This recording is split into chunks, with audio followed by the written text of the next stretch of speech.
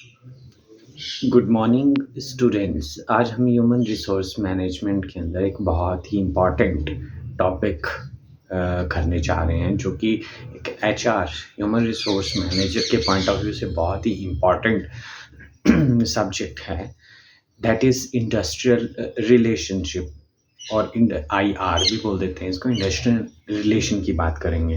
तो सबसे पहले अगर हम बात करें इसके नेचर और इम्पोर्टेंस ऑफ इंडस्ट्रियल रिलेशन की, तो अगर हम बात कर रहे हैं इसकी, तो एक वर्कर और एम्प्लॉय और मैनेजमेंट के बीच में एक अच्छा रिलेशन होना बहुत ही ज़रूरी है। द रीज़न इज़ कि प्रोडक्टिविटी कहीं ना कहीं प्रोडक्टिविटी इससे जुड़ी हुई है, एफिशिएंसी इससे जुड़ी हुई है, ऑर्गेनाइजेशन की ग्रोथ इससे जुड़ी हुई है। पहले क्या होता था कि कहीं न कहीं जो थी वर्कर्स जो थे वो डोमिनेट किए जाते थे किसी टाइम पे। मगर आज का सिनेरियो ये नहीं है, क्योंकि हमारे पास क्वालिफ़ाइड वर्कफ़ोर्स आज की डेट में अवेलेबल होती है हो रही है with the advancement in technology बोल लें, या पॉपुलेशंस इंक्रीज़ होने, या एजुकेशन लेवल, या स्टेटस लेवल इम्प्रूव होने की वजह से।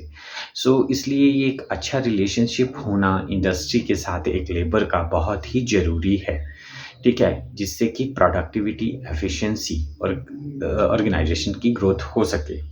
अगर हम एक अच्छा जो आईआर इंडस्ट्रियल रिलेशन होने की वजह से कहीं न कहीं मोरल डायमेंशंस भी हैं इसके, है ना? जिससे कि एक जो एम्प्लॉयी है, जो वर्कर है, उसको एक अच्छा ग्रोथ भी मिलने के चांसेस रहते हैं, और कहीं न कहीं वो प्रोडक्टिविटी भी शो करता है और मोटिवेट भी फ़ील करता है।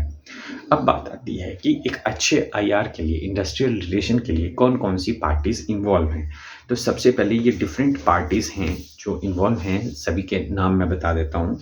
सबसे पहले हमारे पास एम्प्लॉयी है, देन एम्प्लॉयर है, एम्प्लॉयर के बाद गवर्नमेंट है, एचआर फंक्शंस जो हैं वो इसके साथ डील करते हैं, देन कोर्ट और ट्रिब्यूनल्स हैं, देन एम्प्लॉयर एसोसिएशन है और एम्प्लॉई एसोसिएशन है। इसके अलावा आईएलओ, इंटरनेशनल लेबर ऑर्गेनाइजेशन, और इंटरनेशनल लेबर कमीशन, ये भी इसकी पार्टीज़ हैं।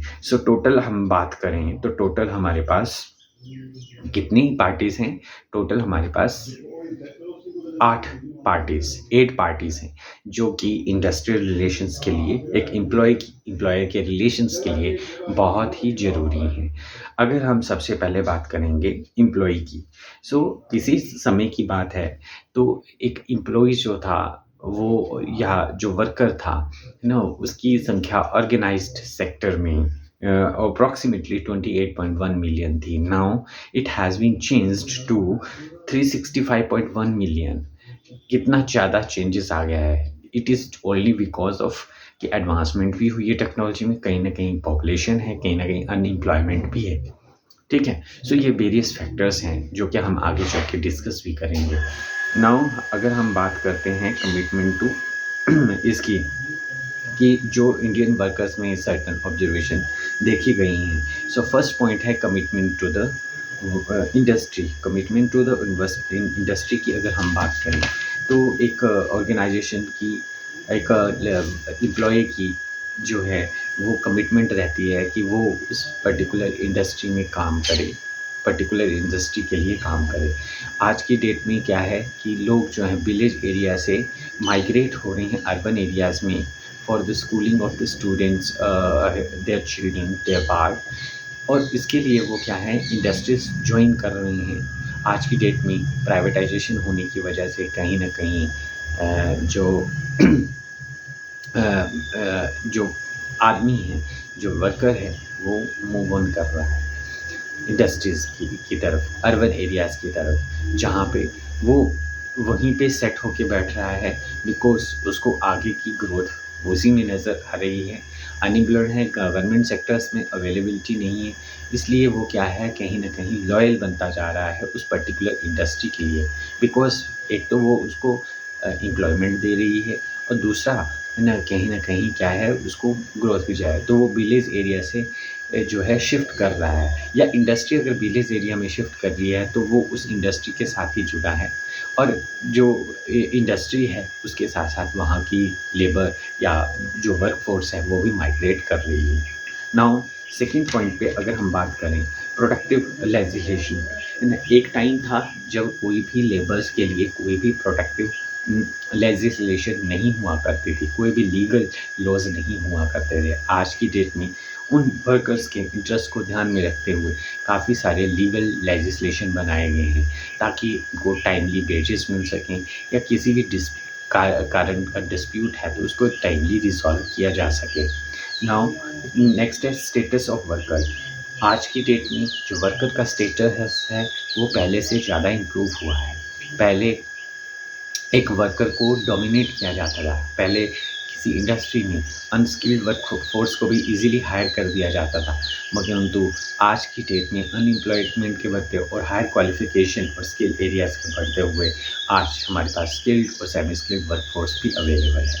नाउ नेक्स्ट पॉइंट है एम्प्लॉयमेंट पैटर्न। आज की डेट में एम्प्लॉयमेंट का पैटर्न, जॉब रोल्स, जैसे हमने स्टडी किया था कि जॉब एनालिसिस से पता चला है हमें, या ह्यूमन रिसोर्स प्लानिंग होती रहती है टाइम टू टाइम, उससे हमें पता चला है कि जो एम्प्लॉयमेंट स्टेटस है वो भी चेंज हुआ है। ये इस तरह हुआ है क्योंकि बिजनेस इन्वायरमेंट में काफ़ी तरह के चेंजेस आए हैं। लाइक टेक्निकल एडवांसेस की वजह से आज की डेट में हम कंप्यूटर, डिजिटल मीडिया का यूज़ कर रहे हैं, तो कहीं ना कहीं एम्प्लॉयमेंट स्टेटस में भी ये चीज़ चेंजेस देखने को मिली है। नाउ अगर हम बात करें कि जो एक एम्प्लॉय है वो इंडस्ट्रियल रिलेशन को उनको अपॉर्चुनिटी के लिए कैसे परसीव करता है, तो सबसे पहले हम बात करें कि एम्प्लॉयमेंट की कंडीशंस आज की डेट में इम्प्रूव हुई हैं। दूसरा, वॉइस एनी ग्रीवियंसेस, किसी भी तरह का ग्रीवेंस है तो वो आज की डेट में उसको उठा सकता है। Then exchange views and ideas with the management. आज की डेट में एक लेबर और एक वर्कर जो है वो अपने व्यूज़ को डिसीजन मेकिंग के लिए मैनेजमेंट के सामने रख सकता है। Then share in decision making, right. So इस तरह से आज की डेट में बहुत सारी चेंजेस देखने को मिली हैं। ये था सबसे पहली पार्टी हमारे पास एम्प्लॉय। अब हम बात करते हैं second is trade unions. Trade unions मतलब क्या हुआ? ट्रेड यूनियंस ऐसी यूनियंस जो कि इंडस्ट्रियल रिलेशन के लिए बहुत ही वाइटल रोल प्लेस करती हैं। ये वो यूनियंस हैं जो वर्कर्स की अपनी एक यूनियन है जिसमें एक नॉमिनेटेड उनका सदस्य रहता है जो कि हेड करता है उनको, जो लीडर रहता है। अब एक जो है इसके यूनियंस के ब्रॉड ऑब्जेक्टिव्स हैं कि सबसे पहले ये क्या है, बार्गेनिंग एडवांटेज को रिड्रेस करना। अगर कोई भी किसी भी तरह का वेजेस के लिए कंपनसेशन से रिलेटेड कोई भी प्रॉब्लम आती है तो यूनियन का जो लीडर है वो कलेक्टिव बार्गेनिंग में पार्टिसिपेट करके उनके हक को दिलाता है। Trade unions. द सेकेंड है कि एम्प्लॉयमेंट के लिए जो भी उनको इन्वायरमेंट मिल रहा है, जहाँ पर भी वो वर्क प्लेस है वो सेफ़ और हेल्दी वर्क इन्वायरमेंट मिले। सेकेंड हम बात करते हैं कि इम्प्रूव्ड स्टेटस मिले वर्कर का, विद टाइम उसको टाइम टू टाइम इंसेंटिव मिले, उनको अदर फैसिलिटीज़ जो वो उनको दी जा सके, उसके लिए ये सारी ट्रेड यूनियन वर्कर करती हैं। Now the third party is employer who employ a person और वर्क फोर्स। आप सभी जानते हैं एम्प्लॉयर क्या है। अगर मैं एम्प्लॉयर की बात करूँ तो आज की डेट में ना मैनेजमेंट क्या है, नोन टू अडॉप्ट डोविशियस मीन टू फोर्स ए। आज ही डेट में जो मैनेजमेंट है, जो एम्प्लॉयर है, वो जानता है कि कैसे एक स्ट्राइक को बंद करना है, कैसे एक स्ट्राइक को कॉल ऑफ करना है ना। वर्कर जो है वो जो है किसी भी ऑर्गेनाइजेशन का हार्ट है। उसके बिना उस ऑर्गेनाइजेशन की प्रोडक्टिविटी, उसकी एफिशिएंसी, उसकी ग्रोथ नज़र नहीं आती है। अगर मैं बात करूं कि एक मैनेजमेंट है, ठीक है, तो उस मैनेजमेंट का एक कर्तव्य है, रोल है कि वो क्या करे, उस ऑर्गेनाइजेशन में जितने भी वर्कर हैं उनके डिससेटिस्फेक्शन का क्या कारण है, इसके लिए वो टाइम टू टाइम उनसे फीडबैक भी ले सकता है। नाउ अगर हम बात करें manager tend to see employ relation, किस तरह से एक मैनेजर और एम्प्लॉयर जो है वो जो है एम्प्लॉय रिलेशनशिप को देखता है। So maintain and create employ motivation, को कैसे मोटिवेट करना है।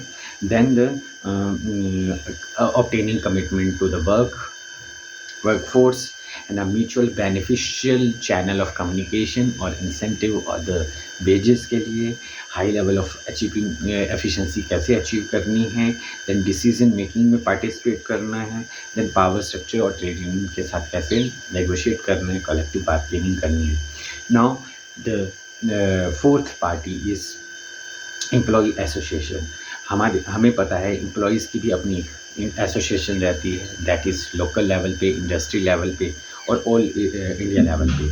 ये एसोसिएशन सिर्फ एम्प्लॉयज़ का ही अधिकार को नहीं बचाती है, बट परंतु ये जो ओनर्स हैं किसी भी इंडस्ट्री के, उनके अधिकारों को हानि होने से भी रोकती है. अब हम बात करते हैं कि कैसे ये मेजर ऑब्जेक्टिव्स क्या रहते हैं एम्प्लॉय एसोसिएशन की.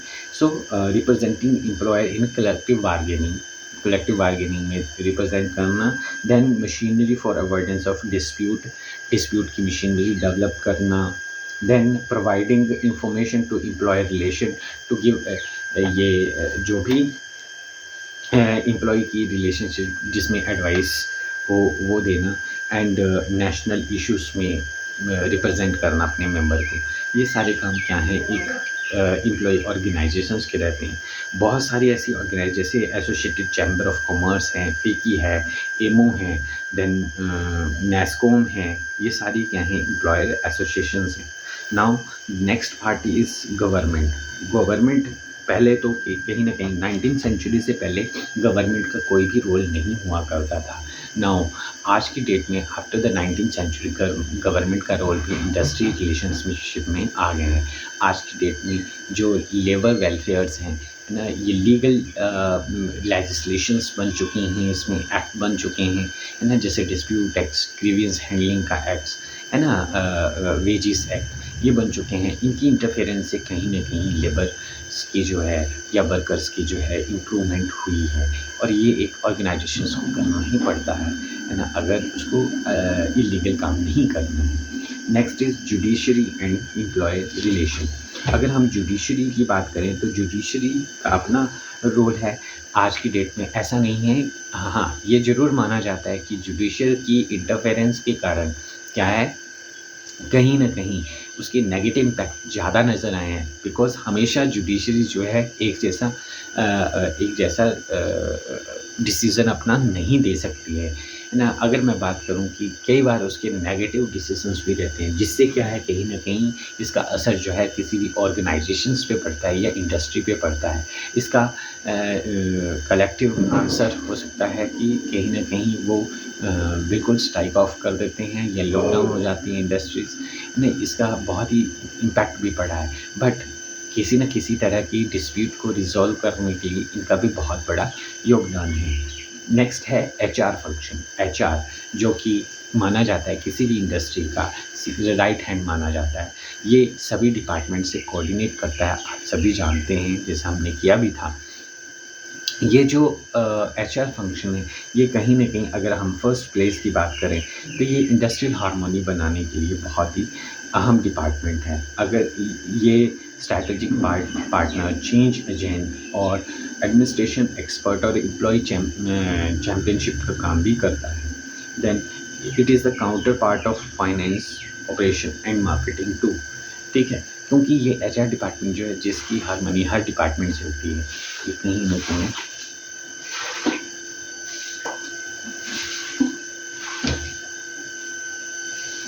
Next is ILO and ILC.